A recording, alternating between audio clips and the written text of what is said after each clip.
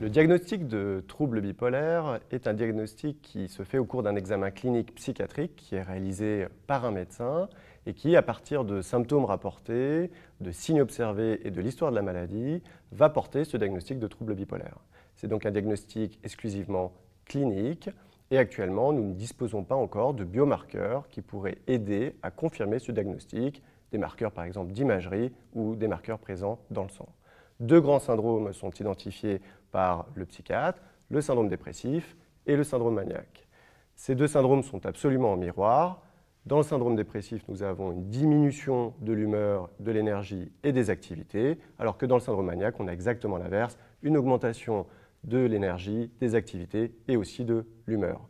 Alors ces syndromes doivent répondre à des critères de durée et de retentissement pour pouvoir être appelés des épisodes maniaques ou dépressifs. On définit deux grands types de troubles bipolaires, le trouble bipolaire de type 1, le trouble bipolaire de type 2. Lorsque vous avez eu au moins un épisode maniaque, eh bien on parle de trouble bipolaire de type 1. Lorsque vous avez eu un épisode hypomaniaque et un épisode dépressif, à ce moment-là, on parle de trouble bipolaire de type 2. Alors, ces type 1 et type 2 ne définissent pas la gravité de la maladie, mais donc l'intensité des phases d'excitation de l'humeur, maniaque lorsque c'est très élevé, hypomaniaque lorsque c'est un peu moins élevé. Malheureusement, il y a un vrai problème diagnostique actuellement, puisqu'il faut attendre environ 10 ans pour qu'un patient ait un diagnostic de trouble bipolaire qui soit porté.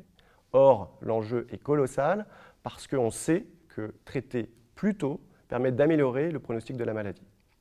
Et donc, on a énormément d'espoir dans les recherches scientifiques pour essayer de développer des biomarqueurs qui permettraient d'identifier plus tôt le trouble bipolaire et de le traiter plus efficacement.